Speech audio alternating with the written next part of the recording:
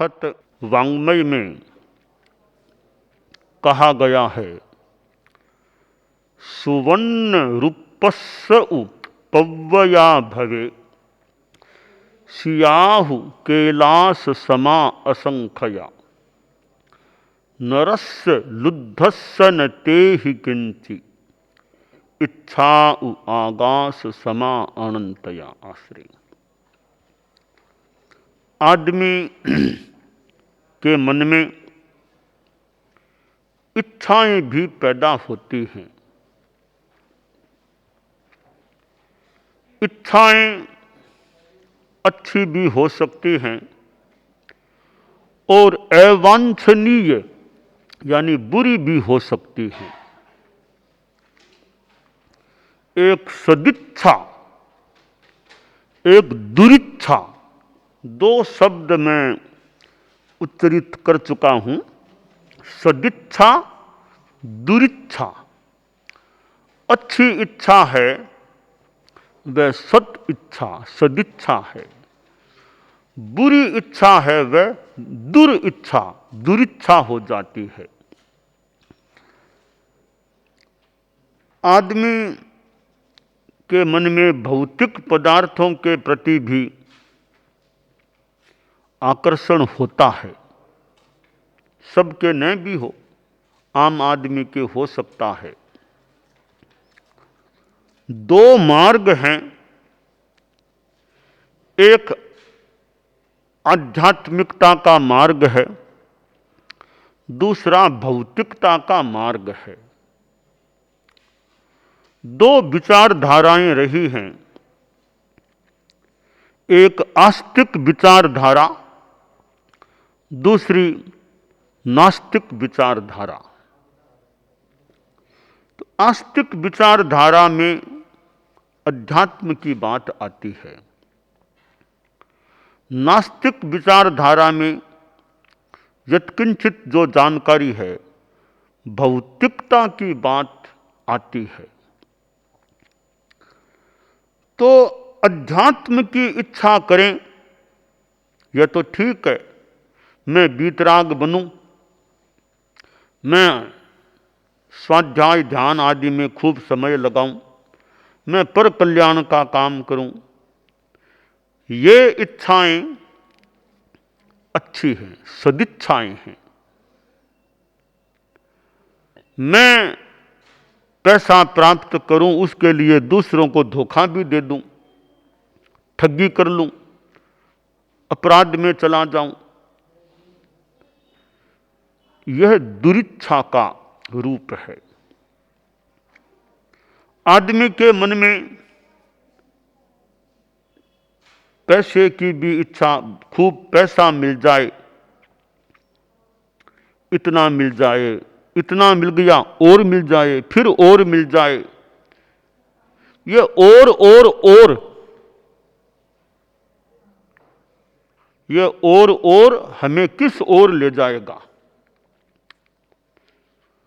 इच्छा अनंत हो जाती है, अंतहीन, एंडलेस। तो इच्छा के इस श्रृंखला क्रम को, चयन को तोड़े। ज्यादा भौतिक इच्छाएं नहीं, संतोष को धारण करें। लोग आभूषण पहनते हैं, एक बढ़िया आध्यात्मिक आभूषण संतोष है, उसको धारण कर लें, उसको पहन लें। जब आए संतोष धन, सब धन धूलि समान। गाय का धन एक, हाथी का धन है, कई धन है, संतोष का धन मिलाक नहीं। वो मिल जाता है और धन बहुत बोने छोटे हो सकते हैं। संतोष है परमम सुखम। संस्कृत का श्लोक है, असंतोष परा मूढ़ा संतोषम यान्ति पंडिता असंतोषस्य नास्त्यन्तः संतोषः परमं सुखम। मोहग्रस्त लोग, मूढ़ लोग असंतोष में परायण, असंतोष में रहने वाले होते हैं। पंडित है, अध्यात्मवेत्ता हैं, आत्मा निर्मल है, वे लोग संतोष को ग्रहण कर लेते हैं। असंतोष का अंत नहीं है, आगे से आगे इच्छाएं बढ़ती हैं। इसलिए संतोष परम सुख है। संतोष पाहन रहे सपुज्जो, जो संतोष प्राधान्य में रत रहता है वह पूज्य होता है, ऐसा शास्त्र में कहा गया है। तो इच्छा का परिसीमन करना चाहिए। पूर्णतया इच्छाओं से मुक्त मान लो, न भी हुआ जा सके, इच्छाओं का परिसीमन करें। जैन धर्म में श्रावक के लिए, गृहस्थों के लिए 12 व्रतों का वर्णन आता है, व्यवस्था आती है। उन 12 व्रतों में 5वां व्रत है इच्छा परिमाण, 7वां व्रत है भोगोपभोग परिमाण। इच्छाओं का परिमाण करो, इतने से ज़्यादा मकान मेरे पास नहीं, दुकान नहीं, खेत नहीं, रुपया पैसा नहीं, सीमा कर लो, ताकि तुम्हारे गृहस्थ जीवन के कार्य भी चलें तो बाधा नहीं आए, अनावश्यक इच्छाएं भी न हों। तो परिग्रह की सीमा, भोगोपभोग परिमाण, पदार्थों का भोग भी, परिभोग उपभोग भी सीमित हो जाए। घर में सामान पड़ा है, मैं इतने कपड़ों से ज़्यादा एक वर्ष में नहीं पहनूंगा, इतनी ड्रेस है और ज़्यादा काम में नहीं लूँगा। मैं भोजन में 15, 17, 21 आइटम्स से ज़्यादा काम में नहीं लूँगा।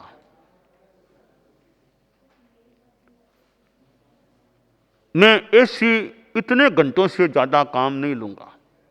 ऐसे विभिन्न रूपों में भोगोपभोग का भी परिसीमन, परित्याग किया जा सकता है। तो मोक्ष की साधना के लिए इच्छाओं का परिसीमन करना भी अपेक्षित है। इच्छाओं का अल्पीकरण और फिर अनिच्छ होना भी अपेक्षित है। अनिच्छ आगे की बात है, तो अल्पेच्छ बन जाएं, महेच्छ न रहें, ज़्यादा इच्छाएं न रखें।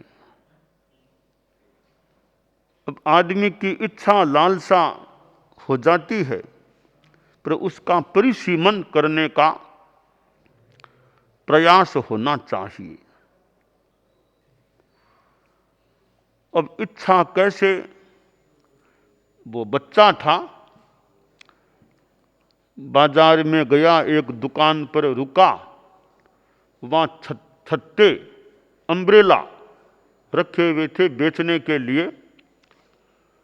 तो बच्चे ने दुकानदार से कहा, मुझे छोटा अम्ब्रेला, छत्ता बच्चे के काम का, मेरे लायक हो वैसा दे दो, ताकि धूप और वर्षा से मैं अपने शरीर का बचाव कर सकूं।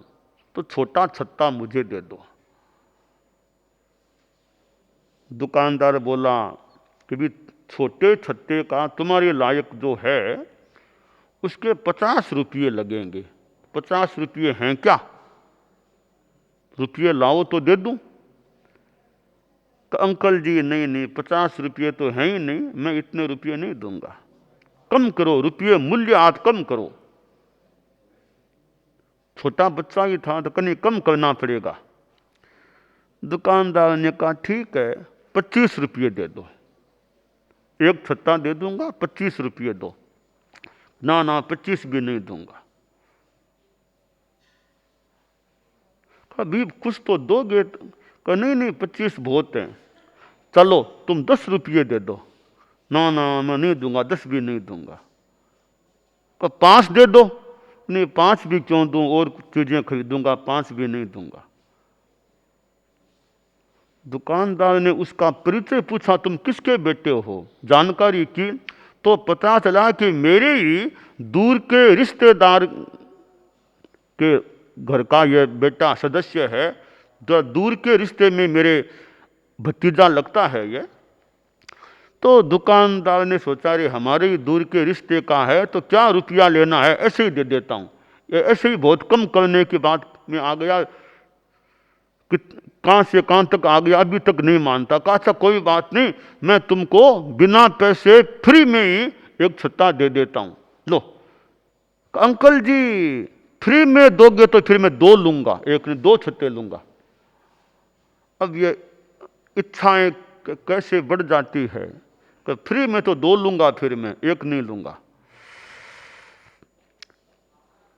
आदमी को जैसे जैसे सुविधा मिलती है, कई बार वो और सुविधा, और छूट, और सुविधा की मांग हो सकती है।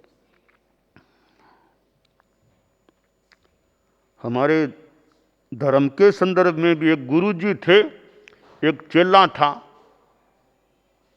तो साधुओं के कई नियम होते हैं, तो वो चेला बोला गुरुजी छूट दो मुझे तो, कि वो जैन साधु स्नान नहीं करना है तो मैं तो कुछ तो करूंगा, गर्मी है तो कुछ तो पानी का उपयोग करूंगा।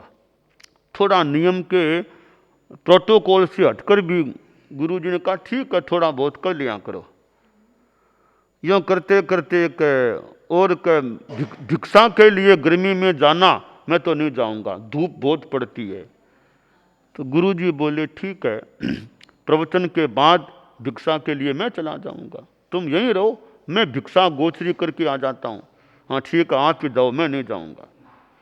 तो गुरुजी थोड़े एज्ड थे, प्रौढ़ थे, 70 के आसपास की उम्र के। फिर भी पहले प्रवचन करते, फिर झोली लेकर के गांव में घरों में जाते, भिक्षा लेके आते, चेले को भी कराते, भोजन खुद भी करते। चेला प्रवास स्थल में ही रहता, गुरुजी को जाना होता भिक्षा, पहले प्रवचन का आश्रम करो फिर गोचरी के लिए जाओ। यूं और भी कई छूटे मांगनी शुरू कर दी। एक दिन तो ऐसी छूट मांग ली जिसकी मानो कल्पना भी करना अच्छा नहीं। तब गुरु ने सोचा रे ये योग्य नहीं है, छोड़ो इसको। यानी इच्छाएं सुविधाएं एक के बाद दूसरी, कभी कभी आदमी ऊपर से गिरने लगता है, फिर गिरते गिरते गिरते गिरते ठेठ नीचे तक आ सकता है। तो कंट्रोल रहे इच्छा पर।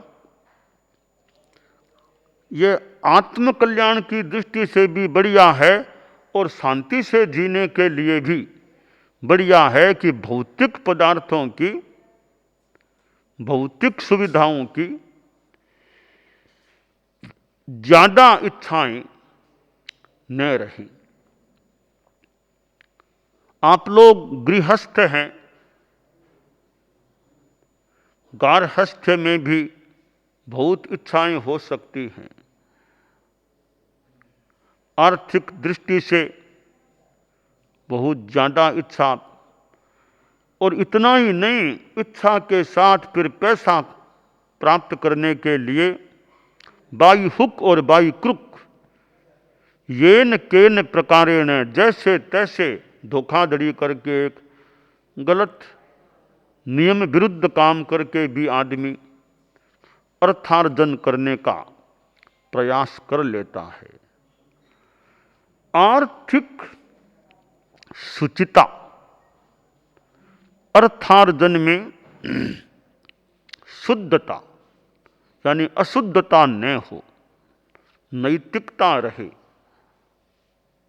वो तो फिर भी एक गृहस्थ है, पैसा मान लो चाहिए, पर वो गलत तरीकों से पैसा न कमाया जाए, यह संकल्प हो समाज में। परम पूज्य आचार्य तुलसी ने अणुव्रत की बात बताई कि प्रामाणिकता रहे, नैतिकता रहे। जैन अजैन कोई भी हो, प्रामाणिकता तो सबके लिए वांछनीय है। तो अर्थ के अर्जन में शुचिता रहे, अशुद्धता न रहे, तो कुछ तो परिग्रह का परिसीमन ऐसे भी हो सकता है। पैसा कमा लिया, अर्जित हो गया, उसके उपभोग में संयम रहे। मैं व्यक्तिगत उपभोग में पदार्थों का ज्यादा उपयोग न करूं, ज्यादा सुख सुविधा ऐश आराम में न जाऊं।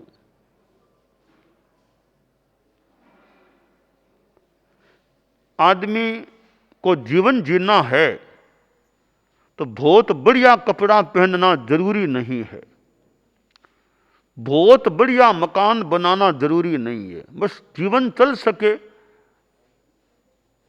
इतना तो मान लें आवश्यक है। तो जब सादगीपूर्ण जीवन होता है तो ज्यादा पैसा चाहिए भी क्यों।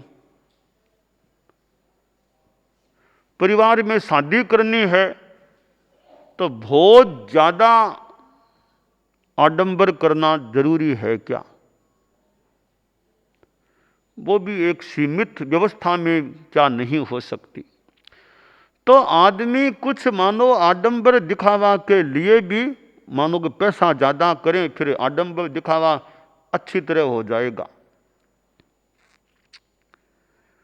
तो दृष्टिकोण आदमी का सम्यक रहे कि गलत तरीकों से पैसा न कमाएं और जीवन में सादगी रखें, संयम रखें। जीवन तो आराम से चल सकता है, बहुत ज्यादा आभूषण नहीं भी पहने तो भी जीवन तो चल सकता है। तो आखिर पैसा कितना चाहिए। यावद भ्रियेत जठरम तावत स्वत्वम ही देहि नाम अधिकम यो भी मन्येत शैस्तेनो बदमर्हति। कहा गया आश्रय कि जितने से तुम्हारा पेट भर जाए, यानी जीवन की आवश्यकताओं की पूर्ति हो जाए, उतना तो मान लो पैसा रखना अपेक्षित है। और ज्यादा संग्रह, अनावश्यक संग्रह क्यों करते हो। तो यह जो विसर्जन की बात है, आचार्य तुलसी ने कहा था विसर्जन, ये आसक्ति को छोड़ दो। इतनी सीमा से ज्यादा परिग्रह में नहीं रखूं। यानी जैसे कभी अमुक समय 31 मार्च के बाद इतने से ज्यादा परिग्रह मेरे पास नहीं रखूंगा, यह त्याग है मुझे। अब ज्यादा अगर हो गया तो जो सीमा से ज्यादा हो गया उसको छोड़ना पड़ेगा, आसक्ति भी छोड़नी पड़ेगी। तो यह सारा एक इच्छाओं का संसार है। इच्छाओं के संसार में अनिच्छा का दीप जलाएं, इच्छाओं के अंधकार में अनिच्छा का सूर्य कभी उग जाए। थोड़ा प्रतिस्रोत में चलना होता है। स्रोत के साथ बहना आसान है, अगेंस्ट चलना, प्रवाह के विरुद्ध चलना कुछ कठिन हो सकता है। परंतु कुछ बढ़िया पाना है तो प्रतिस्रोतगामी भी होना अपेक्षित होता है। जिंदगी में सुख सुविधाओं को भोगते भोगते रहना बड़ी बात नहीं है। कुछ विशेष पाना है तो सुख सुविधाओं का भी कुछ त्याग करने का मनोबल होना चाहिए। विद्या संस्थान है, हम मणिपाल यूनिवर्सिटी आए हैं, संभवतः पहली बारी यहाँ आना हुआ है। अब ये विद्या संस्थान जो ज्ञान देने के लिए हैं, शिक्षा के लिए हैं, अनेक विषय विद्या संस्थानों में पढ़ाए जा सकते हैं। साथ में संस्कार की भी शिक्षा, संस्कार युक्त शिक्षा, अन्य शिक्षा के साथ ये संस्कार भी दिए जाएं। ईमानदारी का संस्कार, अहिंसा का संस्कार, नशा मुक्ति का संस्कार, संयम का संस्कार, ये अच्छे संस्कार भी मिलते हैं। तो यूनिवर्सिटीज, कॉलेजेज, स्कूल्स हैं, वे ज्ञान देने वाले तो ऐसे होते ही हैं आमतौर से, मान के चलें। और भी संस्कार भी दिए जाते होंगे, अच्छी तरह वो संस्कार भी विद्यार्थियों को मिलते रहें तो एक अच्छी पीढ़ी का निर्माण हो सकता है। विद्यार्थी अच्छे होंगे, बच्चे अच्छे होंगे तो संभावना, आशा करें, देश का भविष्य भी अच्छा हो सकेगा। तो यूनिवर्सिटीज आदि विद्या संस्थानों में यह संस्कार युक्त शिक्षा, संस्कृति की बात, अध्यात्म की बात भी जुड़ी रहे तो एक सुंदर शिक्षा का क्रम, अधिक हितकारी क्रम बन सकेगा। तो हम इच्छाओं के इस अंधकार में अनिच्छा की मोमबत्ती, अनिच्छा का दीप या कभी अनिच्छा का महासूर्य वो उदित अगर हो सके, वैसा प्रयास करें तो कुछ जीवन में विशेष प्राप्ति की जा सकती है। दानान शिट्ठम अभयपयाणम सच्चे सुया अणवज्जं वयंती तवेषु या उत्तम बंभचेरम लोगुत्तमे समणे ऋणाय पुत्ते।